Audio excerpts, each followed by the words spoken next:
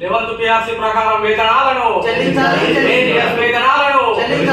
Municipal ఉద్యోగులకు 11th PRC ప్రకారం పెరిగిన వేతనాలను వెంటనే మున్సిపల్ జీవో ప్రకారం సమాన పనికి సమాన వేతనం కనీస వేతనం 26,000గా మున్సిపల్ కార్మికుల కనీస వేతనం 26,000గా వేతనాలను 11th PRC ప్రకారం పెరిగిన వేతనాలను పెండింగ్ ఏరియాస్ వేతనాలను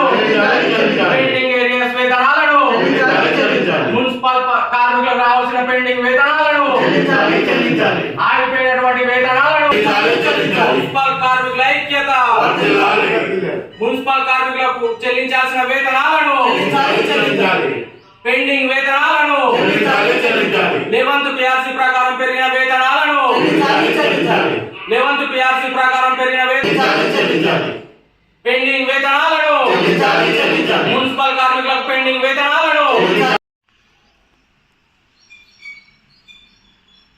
రాజన్న సిరిసిల్ల జిల్లా సిరిసిల్ల ఏఐటిసి భవన్లో ఈరోజు ప్రధానంగా మున్సిపాలిటీ గ్రామ పంచాయతీ కార్మికుల యొక్క సమస్యల మీద గతంలో ఎన్నో ధర్నాలు చేసి నోటీసులు ఇచ్చినప్పటికీ దరఖాస్తులు ఇచ్చినప్పటికీ ఇప్పటి వరకు వాళ్ళ ఒక లెవెల్స్ PRC ప్రకారం పెరిగినటువంటి ఏరియాస్ జీతం 8 నెలల ఏరియాస్ జీతం ఆగిపోవడం జరిగింది. ప్రధానంగా అది అప్లికేషన్ ఇచ్చినప్పటికీ దాన్ని ఒక 2 నెలల జీతం సిరిసిల్లలో 1 నెల జీతం వేములవాడలో వేయడం జరిగింది. ప్రధానంగా మేము ఆ యొక్క మురికిలో పనిచేస్తూ ఉన్నారు.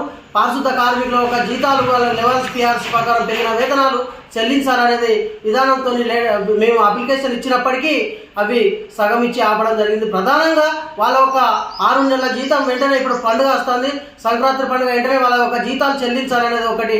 అదేవిధంగా ఇలా జీవో నంబర్ 60 ప్రకారంగా ఇలా వాళ్ళ ఒక జీతాలు సమాన వేతనం సమాన పనికి సమాన వేతనం ఇవ్వాలనేది ఇలా 26,000 వేతనం ఇవ్వాలనేది కూడా గతంలో డిమాండ్ పెట్టి ధర్నాలు చేయడం జరిగింది. ప్రధానంగా ఇప్పటి వరకు కూడా దాని మీద ఎలాంటి స్పందన లేదు.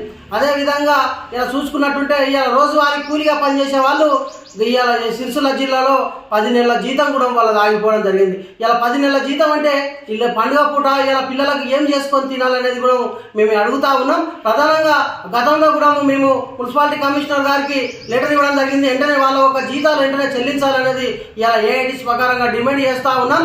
అదేవిధంగా గ్రామ పంచాయతీ కార్మికులకు కూడా ఇలా జీపీ కార్మికులై ఎన్నోసార్లు 40-45 రోజులు ధర్నా చేసినప్పటికీ వాళ్ళ సమ్మె తాత్కాలికంగా విరమించడం జరిగింది. ప్రధానంగా వాళ్ళకి కూడా జీతాలు పెంచాలి, పల్లెలలో పచ్చదనం పరిశుభ్రతతో ముందుతనంగా పనిచేస్తూ ఉన్నారు, ఇలా గ్రామ అభివృద్ధికి పాల్పడుతూ ఉన్నారని కూడా గతంలో వాళ్ళ ఒక ఉద్యోగాలు పర్మనెంట్ చేయాలి, వాళ్ళ ఒక జీతాలు పెంచాలని కూడా చేయడం జరిగింది. ప్రధానంగా ఇప్పటి వరకు వాళ్ళ మీద ఎలాంటి స్పందన లేదు. వెంటనే వాళ్ళను కూడా ప్రభుత్వ ఉద్యోగులుగా గ్రామ పంచాయతీ మున్సిపాలిటీ కార్మికులను ప్రభుత్వ ఉద్యోగులుగా గుర్తించాలి.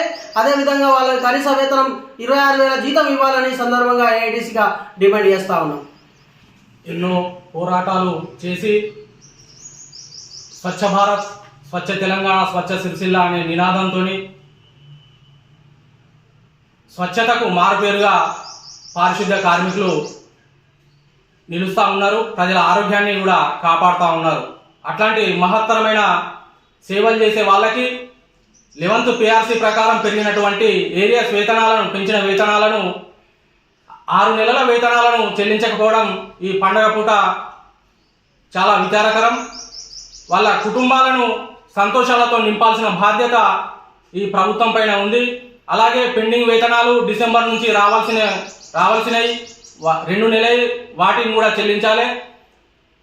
రోజువారీ కూలీలుగా కాకుండా అవుట్సోర్సింగ్ కాంట్రాక్ట్ బేసిక్ అని దోపిడీ పేర్లు చెప్పి ఈ ప్రభుత్వాలే కార్మికులను దోపిడీ చేయడం చాలా విచారకరమైన విషయం. రాజ్యాంగం ప్రకారం సమాన పనికి సమాన వేతనం మరియు ప్రభుత్వ ఉద్యోగులకు గుర్తించాల్సిన కనీస బాధ్యత ప్రభుత్వాలపైన ఉంది.